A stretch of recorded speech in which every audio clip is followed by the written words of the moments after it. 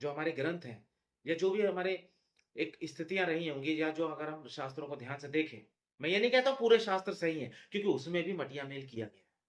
लेकिन जो शास्त्र प्रकृति के साथ मैच करता है, स्वभाव के साथ मैच करता है, वास्तविकता और सत्य के साथ मैच करता है, मैं उसके साथ राज़ी हूँ, पूर्णतः राज़ी हूँ। वो मुझे ठीक लगता है। तो ये जो लॉ ऑफ अट्रैक्शन है ना, ये वही है, ये तो हमारे पुरातन काल से ही चला आ रहा है। ये जो मूर्तियाँ हैं, जितनी भी हमने मूर्तियाँ बना ली हैं, देवी-देवता बना लिए हैं, अलग-अलग स्वरूप के बना लिए हैं। शिव को अलग रूप में बनाया, विष्णु को अलग रूप में बनाया, काली को अलग रूप में बनाया, ब्रह्मा को अलग रूप में बनाया, हनुमान जी को अलग रूप में बनाया, सरस्वती को अलग रूप में बनाया। अब सरस्वती क्या? ज्ञान की देवी। ज्ञान क्या है? ज्ञान एक तत्व है, सजीव तत्व है, लेकिन उसे हम कैसे देखें, कैसे जानें, कैसे पहचानें? ऐश्वर्य, ऐश्वर्य अपने आप में एक तत्व है, कैसे देखें, कैसे जानें, कैसे पहचानें? लक्ष्मी जी को बनाया। जो विध्वंस का तत्व है, उसे कैसे देखें, कैसे जानें, कैसे पहचानें? तो शिवत्व को बनाया, शिव को बनाया। आकार दिया हमने और उस आकार में अपनी सारी कल्पनाएँ जोड़ी, सारी संभावनाएँ जोड़ी और इस चीज़ को समझो, जब तुम किसी मूर्ति में जो भाव अर्पण करते हो या दिखाते हो, डालते हो, तो उतना ही मजबूत तुम्हारे अंदर का भाव हो जाता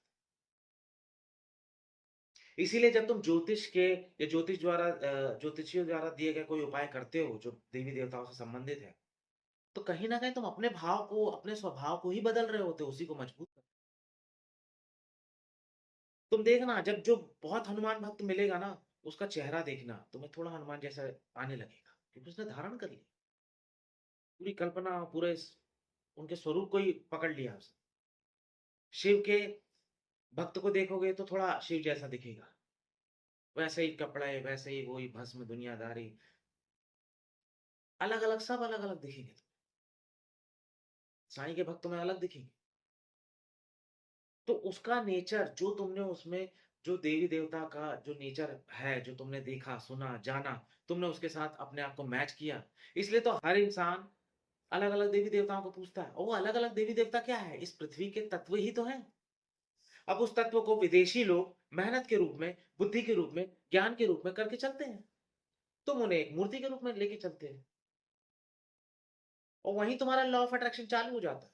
क्योंकि लॉ ऑफ अट्रैक्शन का मतलब क्या है? कि तुमने उस चीज़ की परिकल्पना की, उस चीज़ का संकल्प लिया, उस चीज़ का भाव बनाया, जो तुम होना चाहते हो। तुम हनुमान जैसा होना चाहते हो, तो तुमने हनुमान की पूजा की। तो तुम्हारे अंदर धीरे-धीरे हनुमान का व्यक्तित्व आने लगा। शिव को जानना चाहा, शिव से प्रेम किया, गणेश को जानना चाहा, गणेश से प्रेम किया। तो उस उनका जो भाव है, वो तुम्हारे अंदर भी आने लगा। उसका एक पूरा एक ढाँचा बना हुआ है। अब तुम उसमें चाहो और ऐड कर दो और उनको बड़ा कर दो। इसलिए तुम्हें भक्त भी अलग-अलग तरह के मिलेंगे। कुछ बड़े साइलेंट मिलेंगे, कुछ बिल्कुल ही फाड़ू मिलेंगे, एकदम पागलपन की दशा में।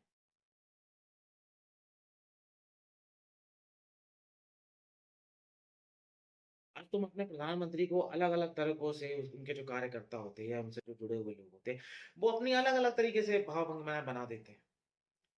कोई उन्हें भगवान मानने लग जाता है, कोई इन्हें देवी-देवता मानने लग जाता है, कोई उन्हें शक्तिशाली मानने लग जाता है। अब जिसको जैसा लग रहा है उसने वैसा भाव बना दिया। अब ये जो अलग-अलग भाव हैं, ये अलग-अलग जो कल्पनाएँ हैं, ये अलग-अलग मनुष्य की है। तुम परमात्मा में या अपनी देवी-देवता में या उन मूर्तियों में जो भाव डालोगे और जितना और पिरोगे, उतना ज़्यादा तुम्हारे अंदर का भावशक्ति बढ़ेगा। और जब तुम्हारी संकल्प शक्ति बहुत बढ़ जाती है, अनंत गुना बढ़ जाती है, तो फिर तुम कहते हो कि हाँ, हनुमान जी ने दर्शन दे दिया, शिव जी ने सपने में आके दर्शन दे दिया, ये दे दिया, वो दे दिया। क्यों? क्योंकि तुमने उस संकल्प शक्ति को बहुत बढ़ा दिया था। तो ये भी वास्तव में जो लॉ ऑफ अट्रैक्शन है, यहीं से शुरू हुआ है। इसे समझ में आज लोग बहुत बाद में रहे हैं। जो आज विदेशी लोग भी कह रहे हैं ना कि लॉ ऑफ अट्रैक्शन में आना चाहिए, आदमी को वो फ़ील करना चाहिए, वो सोचना चाहिए जो वो होना चाहता है, उसकी परिकल्पना करना चाहिए जो। लेकिन हमारे ऋषि-मुनि तो बहुत पहले ही परिकल्पना कर चुके थे। उन्होंने बोला हमें चीज़ तो चाहिए ही नहीं, हमें तो सीधा परमात्मा चाहिए। उन्होंने बोला चाहिए तो पूरा चाहिए, ब्रह्मांड ही चाहिए, हमें तो मुक्ति चाहिए, हमें मोक्ष चाहिए। उन्होंने चीज़ों के पीछे नहीं भागे। लेकिन तुम्हें आज लॉ ऑफ अट्रैक्शन सिखाया जाता है, तुम्हें गाड़ी चाहिए, तुम गाड़ी की परिकल्पना। लेकिन ये भी तुम्हारे भाव शरीर पे ही डिपेंड करता है कि वो कितना मजबूत है। अब तुम किसी चीज़ को मूर्ति बना लो, किसी वस्तु को देवता बना लो, उसके सपने देखने लगो। तो सवाल इसी चीज़ का है मात्र कि तुम्हारी जितनी बड़ी श्रद्धा होगी, जितनी भक्ति होगी, जितना बड़ा समर्पण होगा, पूर्ण समर्पण होगा, उतनी तुम्हारी संकल्प शक्ति बड़ी होगी। और जितनी बड़ी तुम्हारी संकल्प शक्ति होगी, इसीलिए क्या होता है, कुछ लोग परमात्मा की पूजा करते हैं, आराधना करते हैं, चीज़ें करते हैं और वो कहते हैं कि नहीं हमें महसूस होता है कि उन्होंने हमारा ये काम कर दिया, हमारा ये चीज़ हो गया, हमारा वो चीज़ हो गया। इसीलिए ये चीज़ कभी विवाद से हट नहीं सकती, क्योंकि कुछ लोग हमेशा ऐसे होंगे जो हमेशा परमात्मा को मानते रहेंगे। कुछ लोग ऐसे होंगे जो साइंस को मानते रहेंगे, परमात्मा को नहीं मानेंगे, विज्ञान को मानेंगे। यद्यपि विज्ञान और परमात्मा दोनों अलग नहीं है, लेकिन सवाल है श्रद्धा किसकी कितनी है। अगर किसी ने विज्ञान विज्ञान में अपनी श्रद्धा बहुत ज्यादा 100% डाल दी और किसी ने परमात्मा में सिर्फ 10% अपनी श्रद्धा डाली, तो वो विज्ञान में डालने वाले की श्रद्धा बड़ी होगी, मजबूत होगी, ताकतवर हो जाएगी। और ये हो भी रहा है, कि कम से कम ये होता है कि जब वैज्ञानिक दृष्टिकोण से जब आप कोई काम करते हो, तो वो तत्व करते तो वही उसी तत्व को हो, उसी तत्व को ही मॉडिफाइड करते हो जो तुम्हारे देवता है। लेकिन उस समय तुम्हारी श्रद्धा, जब एक इंसान किसी चीज की खोज करता है या कोई वैज्ञानिक किसी चीज की खोज करता है, तो तुमने देखा उसकी तल्लीनता कैसी है, उसकी श्रद्धा कैसी है, उसकी समर्पण कैसी होती है उस काम के प्रति। तो जिस इंसान की अपने काम के प्रति पूर्ण रूप से निष्ठा, श्रद्धा, समर्पण, ये अपने आप आ जाएगा, वो काम सिद्ध हो जाएगा। लेकिन तत्व वही रहेगा, भाव वही रहेगा। अब सवाल ये है कि तुम्हारा भाव कैसा है। अब तुम क्या करते हो, तुम आरती तो कर लेते हो, कर्म नहीं करते, तो आधा हो गया। अब तुम बाबा रामदेव के योगासन तो देख रहे हो, पूरी निष्ठा के साथ देख रहे हो, सुबह उठ के देख रहे हो, सारे यूट्यूब में उनको सब्सक्राइब करके रखा है, सब कुछ कर रखा है, लेकिन योगा नहीं कर रहे हो। तुम जा तो रहे हो गीता देखने, सुनने, सुबह उसका पाठ भी कर रहे हो, सब चीजें कर रहे हो, लेकिन उसका जो आचरण है, उसकी जो विद्या है, उसको जो सीखने की कला है, उस तत्व को धारण करने की कला है, उसके लिए जो खोज है, अनुसंधान है, वो नहीं कर रहे। भक्ति भी कर रहे हो तो समर्पण चाहिए, पूर्ण रूप से समर्पित भी नहीं हो पाए, मोह माया में अलग फंसे हो और कहने के लिए भक्ति में आ जाते, उथला उथला टूटा टूटा। तो कम से कम किसी तत्व को, चाहे साकार रूप में, चाहे पदार्थ के रूप में, चाहे मूर्तियों के रूप में, चाहे उस ब्रह्मांड के रूप में, प्रकृति के रूप में या शून्य के रूप में, जिस रूप में भी तुम भजना चाहो, क्योंकि हर एक चीज में वही है। वो सिर्फ भारत में नहीं है, वो विदेशों में भी है, लेकिन वहां वो तत्व के स्वरूप में है। यहाँ तुमने मूर्तियों के स्वरूप में रखा है। लेकिन धारण करने की क्षमता एक ही होगी, जो उनकी होगी वही तुम्हारी होगी। मेहनत कहीं अलग अलग नहीं होती। अगर वहां कोई इंसान मेहनत करेगा, उसे भी पसीना आएगा, तुम यहाँ मेहनत करोगे, तुम्हें भी पसीना आएगा। तुम यहाँ बुद्धि लड़ाओगे, सोचोगे, अनुसंधान करोगे, चीजें खोजोगे, संदेह करोगे, तो यही पद्धति वहां पे भी वही चलने वाली है। उसमें कोई फर्क नहीं आने वाला।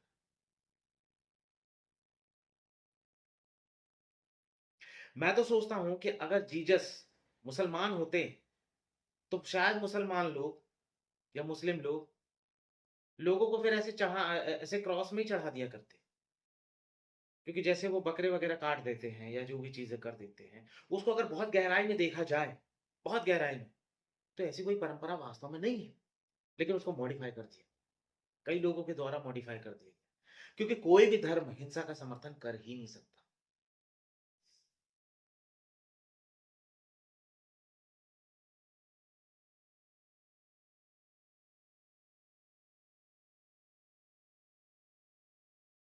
अब खुदा ने कोई प्यारी चीज मांगी और उस प्यारी चीज को समर्पित किया गया, सवाल वहां पे उस समर्पण का था।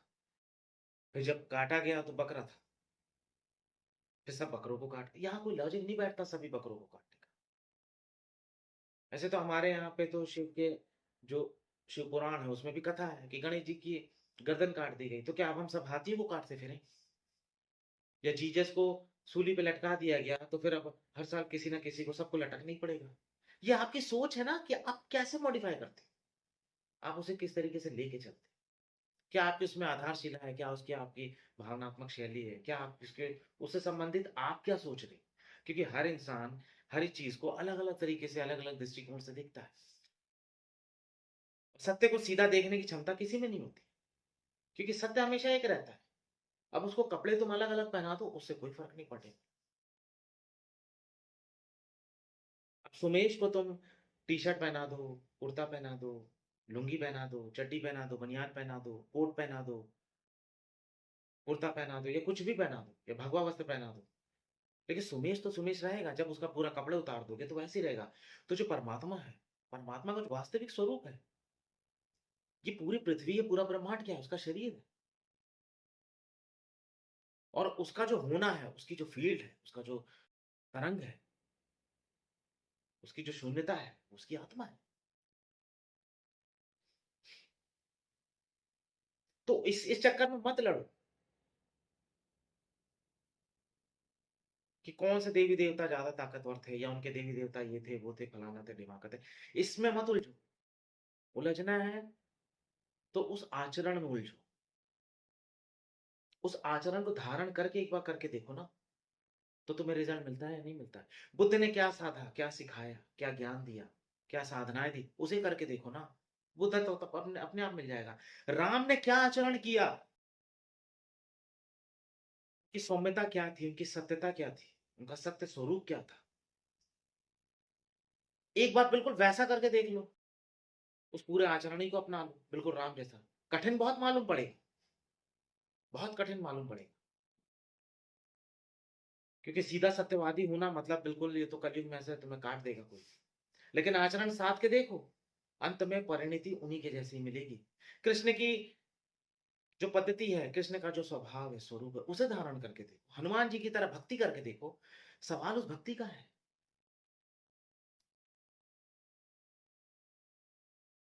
मान तो तुम्हारी संभावना है, राम तो तुम्हारी संभावना है, कृष्ण तो तुम्हारी संभावना है, जीसस तो तुम्हारी संभावना है, बुद्ध तो तुम्हारी संभावना है, महावीर या नानक, ये तुम्हारी संभावनाएं हैं। तो संभावनाओं में जाना ज्यादा जरूरी है। संभावना तो तुम्हारा फल है, प्रतिफल है, परिणाम है। लेकिन उसका जो रास्ता है, वो रास्ता ईमानदारी से बनाओ ना। वो रास्ता तुम नहीं बनाते, तुम सीधा परिणाम को पकड़ लेते। तुम्हें तलवार चलाने से मतलब नहीं है, बस तलवार तलवार की आरती लगाते रहते और कुछ मिलता नहीं तुम्हें। हमारे देश में नदियां गंदी रहती हैं। अब मैं हमेशा कहता हूँ, ज्योतिष के माध्यम से बहुत लोगों को समझाता रहता हूँ कि गंदगी मत रखो, क्योंकि गंदगी का प्रभाव तुम्हारे ग्रहों पे पड़ेगा, तुम्हारे शरीर पे पड़ेगा, तुम्हारे व्यक्तित्व पे पड़ेगा, तुम्हारे भाव शरीर पे पड़ेगा।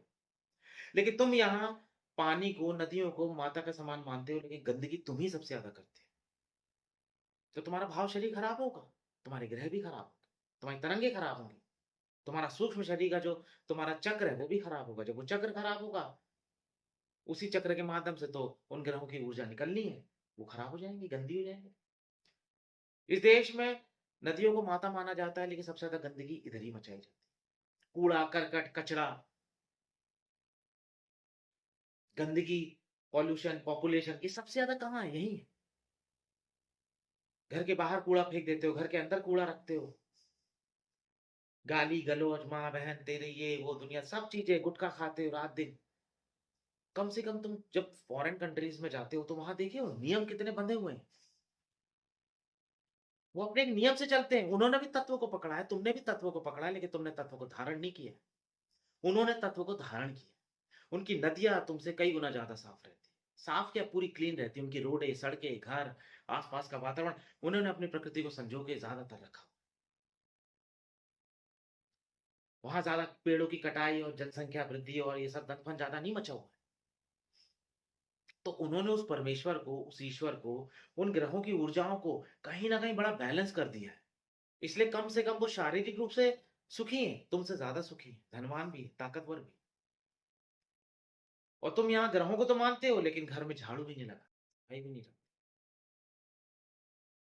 हग मूत के आते हो तो हाथ पैर भी नहीं धोते, साबुन से भी नहीं धोते। नहाते तो हो बड़े अच्छे से जाके, लेकिन जब नदी में घुस के नहाते हो तो पूरा साबुन से वहीं चड्डी धो लोगे, बनियान धो लोगे, वहीं साबुन रगड़ रगड़ के पूरा गंद मचा के दे दो। कुछ लोग तो उसमें यूरिन भी कर देते। तो कहाँ से तरंगे ठीक होंगी? तरंगों की पूजा नहीं करनी पड़ती, उनको ठीक करना पड़ता है, उनको स्वभाव में लाना पड़ता है, आचरण में लाना पड़ता है, सफाई में लाना पड़ता है। तो वो वहां प्रैक्टिकल कर रहे हैं और तुम यहां से पूजा करते रह जा रहे हो, धारण नहीं कर रहे, तत्व को धारण नहीं कर रहे, उस आदत को, उस आचरण को, उस व्यवहार को, उसको धारण नहीं कर रहे, अपने मोहल्ले को साफ नहीं रखते, अपने गांव को साफ नहीं रखते, गंदगी मचा के रखे हो हर तरफ। तो क्या होगा? ग्रहों की तरंगे तो खराब होंगी। भाई देखो, ग्रहों की तरंगे सिर्फ इंसान तक नहीं पड़ती, वो देश पे भी पड़ती है, राज्य पे भी पड़ती है, शहर पे भी पड़ती है, सब पे पड़ती है। एक पूरी जो पृथ्वी है उसका भी अपना एक अपना ग्रह है, वो भी ग्रहों की ऊर्जाओं से तरंगायित होता है, शहर भी होता है, देश भी होता है। तुम्हारे घर के बाजू में जो नाला है वो खुला है, गंदा है, कीचड़ वीचड़ सब आ रहा है, तुम्हारे घर में बरकत नहीं होगी, तुम्हारी जिंदगी में बरकत नहीं होगी, तुम देख लेना।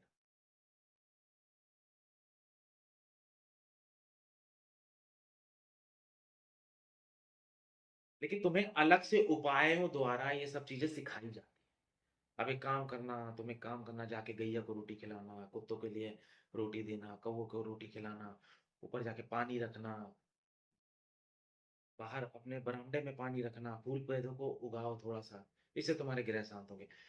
जाके वो बरगद के नीचे जाके दिया बत्ती से करो, वहां सफाई रखो, अपने घर के अंदर इस जगह पे सफाई रखो, यहाँ जाके खाना खाओ, इधर मत बैठ के खाओ, चप्पलों को ठीक रखो। ये क्या है?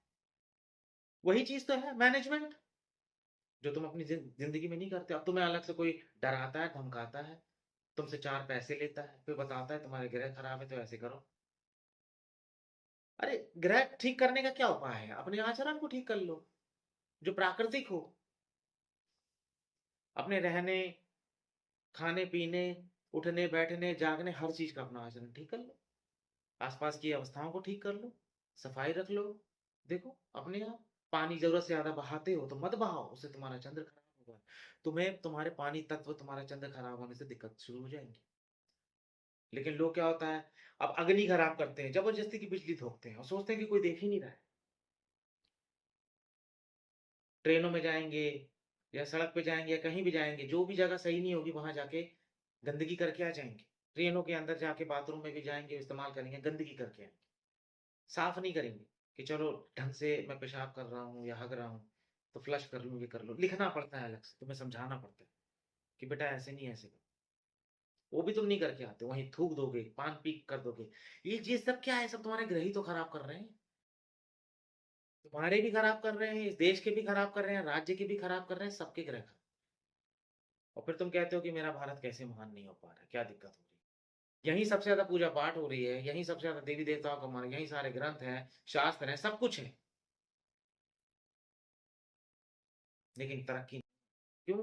क्योंकि तुम वैज्ञानिक दृष्टिकोण नहीं रखे, तुम्हारे ऋषि मुनि वैज्ञानिक थे, उनका दृष्टिकोण भी वैज्ञानिक।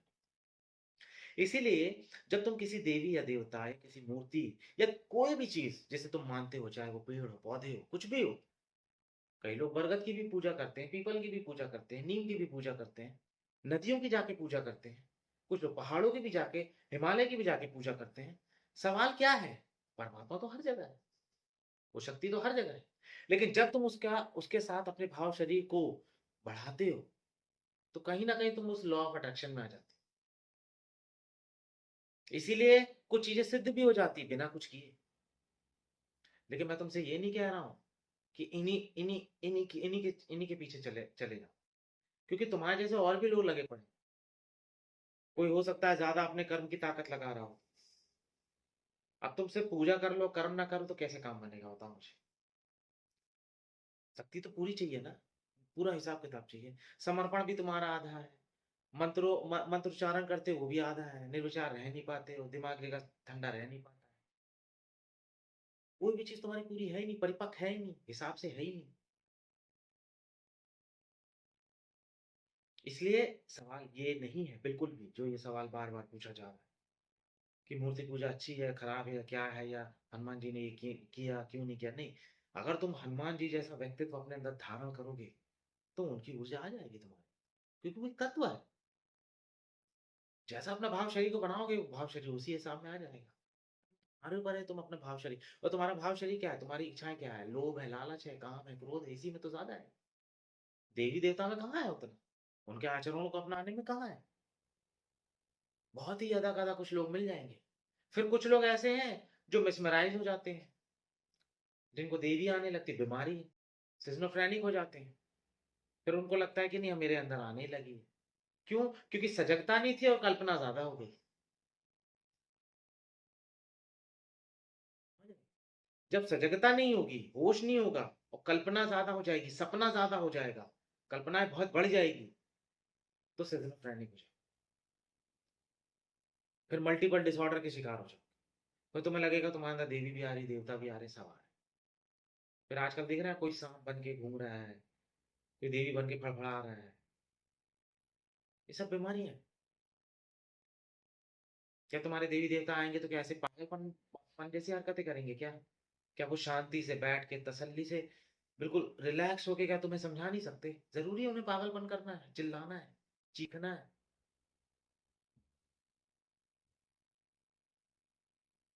थोड़ा-सा तो सोचो।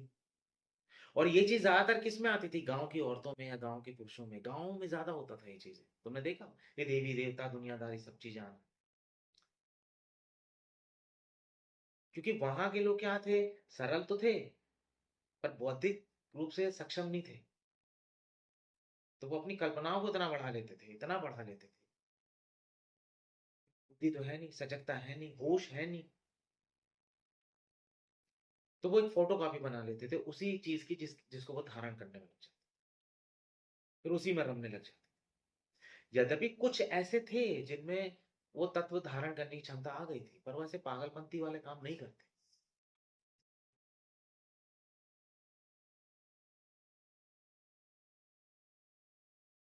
अब अगर तुम्हारे अंदर हनुमान जी का कुछ गुण आ जाए या हनुमान जी की कुछ ऊर्जा आ जाए, कुछ आए, तो क्या हनुमान जैसी हरकतें करोगे क्या?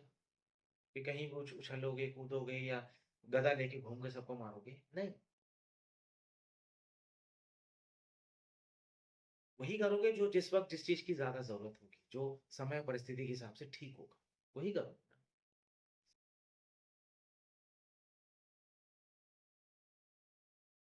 तो तुम्हारा जो लॉ ऑफ अट्रैक्शन है, वो सिर्फ़ और सिर्फ़ तुम्हारी भावनाओं पे ही डिपेंडेंट है।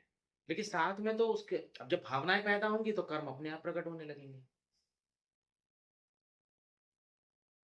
जब तुम्हें किसी चीज़ की इच्छा हो जाती है, खाना खाने की या भूख लगती है, या तुम्हारे अंदर खाने का जो भाव आने लगता है, तो तुम क्या करते हो? हाथ-पैर मारते हो ना, भागते हो ना, दौड़ते हो ना। पहले तो लेटे रहोगे, सोचते रहोगे नहीं चलो ये दे देगा, वो दे देगा, इधर से मिल जाएगा, उधर से मिल जाएगा। जब नहीं मिलता फाइनली, घर में कोई है नहीं, मम्मी भी बाज़ार गई है, पापा भी ऑफ़िस गए हैं, कोई है ही नहीं। तो क्या करते हो जब भूख बहुत ज़्यादा लगने लगती है, तो जाते हो खुद ही उठा के कुछ ना कुछ खाने को बना के देते हो, जो बना सको। तो जब तुम्हारा भाव शरीर पूर्ण रूप से प्रगाढ़ होता है, तो उसकी अपनी एक अलग वाइब्रेशन निकलती है, उसकी अपनी अलग शक्ति निकलती है, उसकी अपनी अलग ऊर्जा होती है और जितनी तुम्हारी ऊर्जा है, उस भाव शरीर के माध्यम से नए-नए तत्वों को धारण करती है और जितनी मजबूत होगी, जितनी पावरफुल होगी, कुछ लोग सिर्फ मात्र सोच लेते हैं तो काम हो जाता है। कुछ लोगों को थोड़ा-सा बोलना भी पड़ता है, करना भी पड़ता है। कुछ लोगों को हाथ-पैर भी हिलाने पड़ते हैं।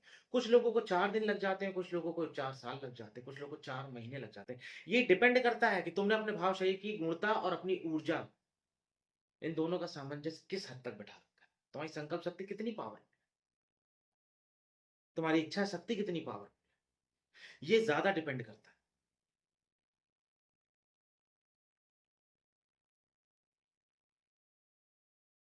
इसलिए कुछ लोगों को मात्र सोचने से अगर तुम्हारे यहाँ अनंत अगर उस परमात्मा की ऊर्जा ही तुम्हारे अंदर से बहने लग जाए और तुम हट जाओ और वही बहने लग जाए, तो मात्र सोच लेने से ही पर्याप्त हो जाए। और सवाल तो सोचने का भी नहीं होगा, जो चाहिए वो तुम्हें ऑलरेडी मिला ही होगा। चीज़ें अपने आप तुम्हारे लिए व्यवस्थित अपने आप होने लगेंगी। इसलिए तुमने देखा है ना, जो वास्तव में सिद्ध साधु संत होते हैं, फिर वो माँग ही नहीं करते क्योंकि परमात्मा की ऊर्जा उनमें आ जाती है। तो आस-पास के जो लोग हैं, अमीर लोग हैं, गरीब लोग हैं, जो है वो अपने आप उनकी व्यवस्था बनाना शुरू कर देते हैं। उसी को तुम दान कह लो, उसी को तुम जो चीज़ें भी कह लो कि वो खुद लाके बड़ी-बड़ी गाड़ियों में बैठाते हैं, खुद ला-ला के मकान बनाते हैं, आश्रम बनवा के देते हैं, सब चीज़ों में लग जाते हैं कि गुरुजी आज्ञा करिए।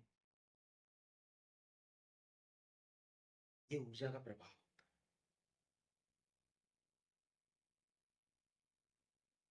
तो अपने लॉ ऑफ अट्रैक्शन को भी अगर बढ़ाना है या कुछ भी करना है, शरीर को मजबूत करना पड़ेगा। और भाव शरीर तभी मजबूत हो सकता है जब तुम निर्विचार हो, जब विचारों से दूर, जब शरीर से दूरी बनी, जब वो तुम्हारे जो मन है, उस मन से थोड़ी-सी उसके ऊपर की अवस्था में तुम आ जाओ। मन से आमन में आने लगो। दिन-रात जो तुम विचारों में रहते हो, ऊर्जा एक जगह से तुम्हारी हज़ार तरह की जो इच्छाएँ हैं, वो एक इच्छा में पिरोत हो जाए। एक धार बन जाए, एक नहर बन जाए। गति आ जाएगी, बल आ जाएगी, ताकत आ जाएगी, शक्ति आ जाएगी। और जो वास्तविक संत होता है, वो सब कुछ प्राप्त कर चुका होता है। बस अब वो अपना जीवन काट रहा होता है, बस समझ लो। बस उसको यहाँ एक है, अब उसके पास कोई काम नहीं होता तो वो बोलता है चलो प्रवचन ही कर लो। क्या करूँ? जो देखना था देख लिया, जो जानना था जान लिया, जो पहचानना था पहचान लिया, जो भोगना था भोग लिया, भोग से ऊपर चले गए। अब सबसे ऊपर हो गए, तृप्त हो गए, संतुष्ट हो गए। मिला तो ठीक, ना मिला तो ठीक। अब विकृति नहीं रही। और परमात्मा ने तो सब चीज़ें पहले ही तुम्हें बना के भेजी, अलग नहीं करके भेजा। उसने तो कभी चाहा ही नहीं कि तुम कर्म करके करने के लिए बैठे रहो। यकीन मानो, सारी व्यवस्था बना के दी। जैसे तुम्हारे पिता जो तुम्हारे लिए बना के बैठते हैं ना, कि लो बेटा तुम्हारे लिए धंधा भी बना दिया, फैक्ट्री भी लगा दी है, घर भी बना दिया है, शादी भी करा दी है, बीवी-बच्चे भी ला